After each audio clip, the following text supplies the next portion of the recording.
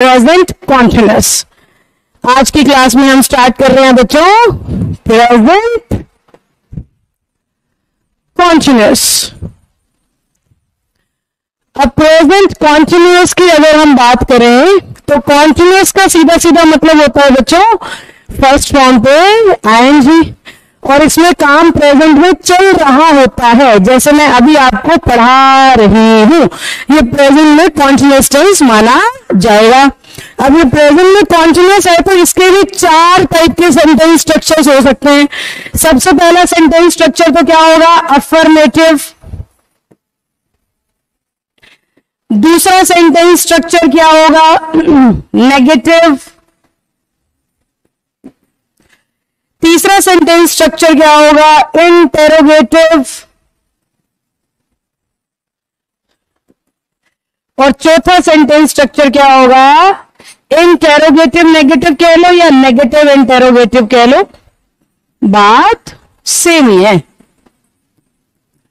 अब इन चारों को पहले हिंदी में पहचानना सिखा रही हूं बच्चों, फिर इनके इंग्लिश के स्ट्रक्चर्स बनाऊंगी और फिर इनका एक एक क्वेश्चन सॉल्व करके दिखाऊंगी, और फिर हम अपनी उसी ट्रांसलेशन बुक पे चले जाएंगे और उसमें हर टाइप के 10-10 क्वेश्चन हम सॉल्व करेंगे। तो आप ट्रांसलेशन बुक अगर ले आए हैं तो रोज मैं आपको होमवर्क बताने वाली हूं, उसमें से ट्राई करते रहना, निश्चित तौर पर आपको ट्रांसलेशन करनी आ जाएगी।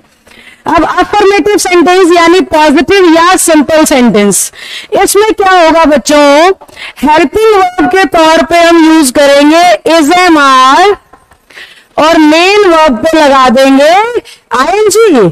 इसके पहले सब्जेक्ट ऐड हो जाएगा और इसके बाद में ऑब्जेक्ट। सब्जेक्ट उसे कहते हैं जिसके बारे में कुछ बोला जाए, और ऑब्जेक्ट उसे कहते हैं जिसके ऊपर वर्ब का असर दिखाई दे। अब वर्ब का असर दिखाई दे मतलब क्या, मैं आपको पढ़ा रही हूं तो काम मैं कर रही हूं, मैं सब्जेक्ट हूं, पढ़ाना मेरा काम है, वो वर्ब हो गया। मेरे पढ़ाने से असर किसके जीवन पे पड़ेगा, आप सबके, तो आप क्या हो गए, ऑब्जेक्ट हो गए। मेरे पढ़ाने का असर आप पे आएगा ना, तो वर्ब अपना असर जिस पे दिखाती है वही हमारा ऑब्जेक्ट कहलाता है। जैसे कि हमने बोला मदर स्लैप्ड द चाइल्ड, तो मदर ने काम किया, मदर सब्जेक्ट, स्लैप क्या हो गई, वर्ब हो गई, और चाइल्ड क्या हो गया, ऑब्जेक्ट हो गया। तो इसी तरीके से सपोज उसमें कहा, सेंटेंस बनाया जो कि मैं फिलहाल कर रही हूं, मैं पढ़ा रही हूं, क्योंकि जब भी सेंटेंस अफर्मेटिव होगा उसमें मिलेगा रहा है, रहे हैं, रही हूं, ऐसा कुछ आपको सेंटेंस में फीलिंग आएगी। तो इंग्लिश में हम क्या करेंगे, सब्जेक्ट के लिए आई के साथ इन तीनों में से क्या लगना चाहिए, एम, ही शी इट के साथ इज लगेगा, यू वी और दे के साथ आर लगेगा। तो आई एम, इसके बाद मेन वर्ब पे आईएनजी, टीचिंग यू, मैं पढ़ा रही हूं, I am teaching you.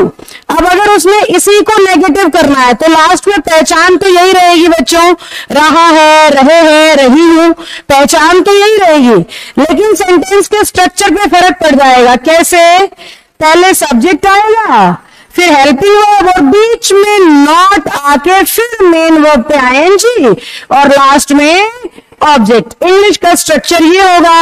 Hindi में कैसे मिलेगा मैम, हिंदी में लिखेगा मैं पढ़ा नहीं रही हूं, मैं पढ़ा नहीं रही हूं। तो अब सब्जेक्ट की जगह आई आया बच्चों, आई के लिए एम लग गया। फिर से मैं बता रही हूं आपको, हेल्पिंग वर्ब क्या होंगी, is am are, main verb पे क्या लगेगा, आईएनजी। इज किस किस के साथ आएगा मैम, ही के साथ, शी के साथ, इट के साथ। आर कहां पे आएगा मैम, यू के साथ, वी के साथ, दे के साथ, और बच कौन गया, आए, तो उसके लिए लग गया एम। जहां जहां पे भी सब्जेक्ट आपका सिंगुलर होगा, यानी ही शी इट के अलावा किसी का नाम, मैंने अपना नाम लिख दिया सपोज नेहा, तो ही शी इट या किसी का नाम इज होंगे, यू वी दे या फिर नेहा मोहन रिंकी पिंकी कई नाम आपस में जुड़ गए तो उस सूरत में वापस से क्या हो जाएगा, आर हो जाएगा। यानी जहां सब्जेक्ट सिंगुलर इज बच्चों, जहां सब्जेक्ट प्लूरल आर लगा दो और जहां वो आई को सब्जेक्ट बनाए वहां एम लगा दो। आईएनजी तो सब तरफ क्या होगा, कॉमन ही चलेगा। तो हम क्या करेंगे अब, आई एम हेल्पिंग वर्ब के बाद क्या लगाना था, नॉट, आई एम नॉट, फिर क्या लग गया, टीचिंग, और क्या लग गया बच्चों, you, I am not teaching you. तो हमने क्या सीख लिया भाई, यहां तक हमने सीख लिया कि अगर अगर प्रेजेंट में कॉन्टिन्यूअस टेंस होगा तो रहा है, रही है, रहे हैं, रही हूं, ऐसा कुछ हमें दिखाई देगा। और ऐसा कुछ दिखने की अवस्था में हमें इज एम और आईएनजी का प्रयोग करना है अफर्मेटिव सेंटेंस में। अगर वो नेगेटिव है तो इज एम आर के साथ हम नोट लगाना याद रखेंगे और हमेशा ही आपका नोट 3rd नंबर पे आएगा। ये मैं पिछली क्लासेस से ही आपको सिखाती आ रही हूं।